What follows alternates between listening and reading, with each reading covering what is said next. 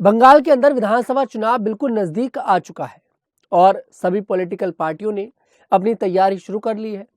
इधर से भारतीय जनता पार्टी लगातार ममता बनर्जी पर हमला बोलती नजर आ रही है, तो पीछे ममता बनर्जी भी नहीं हट रही हैं।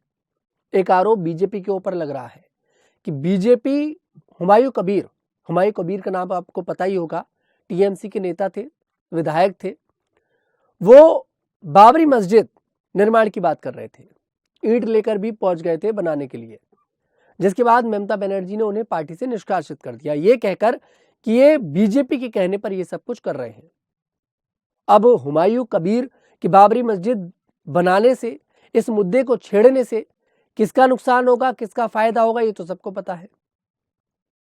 ममता बनर्जी ऐसे टाइम पर ये सारी बातें करना नहीं चाहती हैं, क्योंकि बाबरी मस्जिद जुड़ा हुआ है सीधे अयोध्या से, और अयोध्या से हिंदुओं की भावनाएं जुड़ी हुई हैं।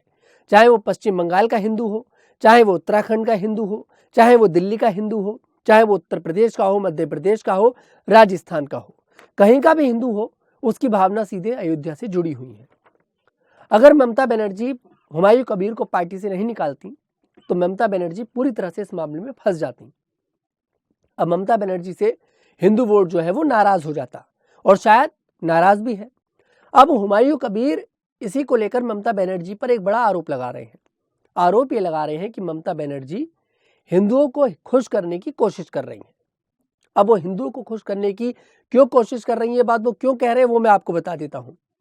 दरअसल ममता बनर्जी पश्चिम बंगाल में जगन्नाथ मंदिर बनवा रही हैं, जो मंदिर पश्चिम बंगाल का अब तक का सबसे बड़ा मंदिर होगा। जी हाँ, वही ममता बनर्जी जिन्होंने महाकुंभ को मृत्यु कुंभ बता दिया था, हमेशा हिंदुओं का अपमान किया है, उनकी भावनाओं को ठेस पहुंचाई है। ये वही ममता बनर्जी हैं जो पश्चिम बंगाल में सबसे बड़ा जगन्नाथ मंदिर बनाने जा रही हैं। दूसरा, ममता बनर्जी दुर्गा पूजा कार्निवल बनवा रही हैं। ममता बनर्जी, आप सोचिए, वो ममता बनर्जी जो जय श्री राम बोलने पर भड़क जाती हैं। इसलिए हुमायूं कबीर बोल रहे हैं कि ये सब कुछ हिंदुओं को खुश करने के लिए ममता बनर्जी पश्चिम बंगाल में कर रही हैं। अब देखिए हकीकत क्या है, क्या वाकई में हुमायूं कबीर की बातों में दम है? क्योंकि दम तो हुमायूं कबीर की बातों में है, ऐसा हमें लगता है। क्योंकि हकीकत जो है वो मैं आपको बताऊंगा। आखिरकार कोई इंसान अचानक से इतना क्यों बदल सकता है? अब जैसे बीजेपी हिंदुत्व की बात करती है, राम मंदिर की बात करती है, अयोध्या की बात करती है, मथुरा की बात करती है, काशी की बात करती है, तो वो अपने स्टैंड से कभी पीछे नहीं हटती। वो करती है तो डंके की चोट पर करती है, हिंदू मुस्लिम वाली राजनीति। लेकिन ममता बनर्जी, इन चीजों से ऐसा लग रहा है कि ममता बनर्जी वाकई में हिंदुओं को खुश करने की कोशिश कर रही हैं। उन्हें डर है कि इस बार जो हिंदू वोट है वो उनसे छटक ना जाए। इसकी हकीकत क्या, वो मैं आपको बताता हूं। दरअसल टीएमसी के एक नेता हैं मदन मित्रा, उन्होंने भगवान राम के धर्म को लेकर एक बड़ा विवादित बयान दे दिया था। उन्होंने कहा था कि भगवान राम मुसलमान थे, लेकिन ममता बनर्जी ने उसके बावजूद भी उन्हें पार्टी से नहीं निकाला। हुमायूं कबीर कहते हैं कि बाबरी मस्जिद बनाऊंगा तो उन्हें पार्टी से निकाल दिया जाता है, लेकिन मदन मित्रा कहते हैं कि भगवान राम मुसलमान थे, उन्हें पार्टी से नहीं निकाला जाता। 2019 की घटना है, ममता बनर्जी से एक व्यक्ति बोलता है जय श्री राम, तो ममता दीदी जो है गुस्सा हो जाती हैं और गाड़ी से निकलती हैं और बोलती हैं कि तुम्हारी खाल खींच लूंगी।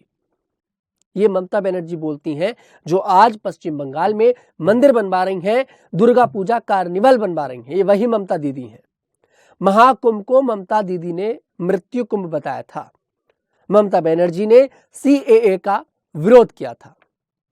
तो आप सोचिए कि वही ममता बनर्जी आज हिंदुओं के हित में बात कर रही हैं, तो उन्हें कहीं ना कहीं डर है कि भाई हुमायूं कबीर जो बाबरी मस्जिद की बात कर रहे थे यहां पर, उससे हिंदू नाराज हुआ है शायद। इसलिए ममता बनर्जी यहां पर हिंदुओं के लिए, उनके त्योहारों के लिए कुछ अच्छा करने की कोशिश कर रही हैं।